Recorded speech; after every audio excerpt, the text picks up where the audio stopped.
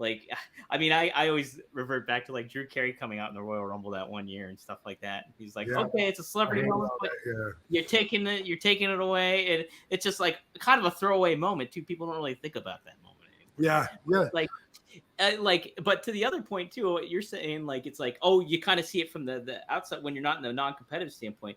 Like Bad Bunny, like having take place in Puerto Rico, his hometown. He was a huge wrestling fan growing up, super big. Apparently, he trains really hard backstage. But then, on accordance to that too, you have somebody like Damian Priest who's trying to get over still and still trying to make a name.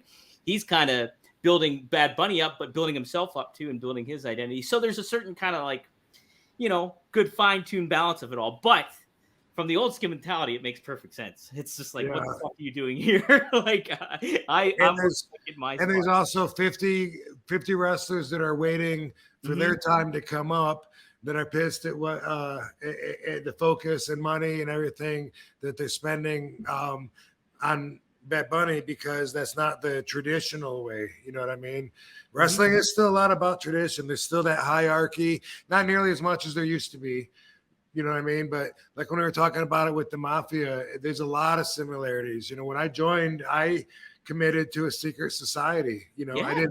didn't make it above, a dying family member, but then again, I do remember missing my grandma's funeral to go to a wrestling show, and it's like, Right. and I wanted it more than anything, and it was my priority, and that's what got me where I got. And you couldn't get ahead without having that, so later in life, reprogramming myself as an adult, which I recommend everybody should do, take another look at life from a different perspective. And often you should always be on improve mode, you know. I like um, that. Yeah. yeah, when looking back at it, there's so many similarities though. And um did we talk about this last week? So we talked about not similarities with the mafia and wrestling or a hierarchy Okay. or anything like Maybe it that. was in the car, but I was saying there was like 24 or 26 back in the independent territories. I think there was 26 territories, Mhm. and I think there was 26 or 24 mafia families across Oh, you the did say nation that. that were part of Yeah. the syndicate. They all paid up to the umbrella, and they ran all the arenas. Not to mention there's been some mobsters that did wrestle.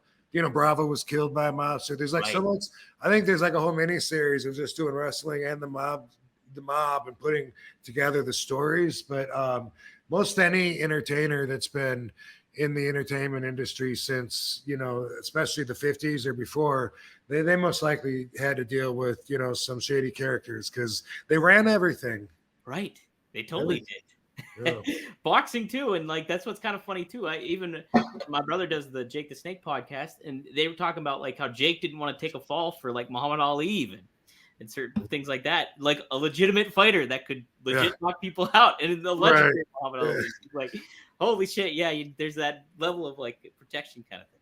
Now, Yeah, Rob, because I can get it though. I can see where Jay could be like, he's a badass fighter. He'd kick my ass on the street. What's that got to do with Jake the Snake being in the ring? Right. exactly, yeah. Sure. Well,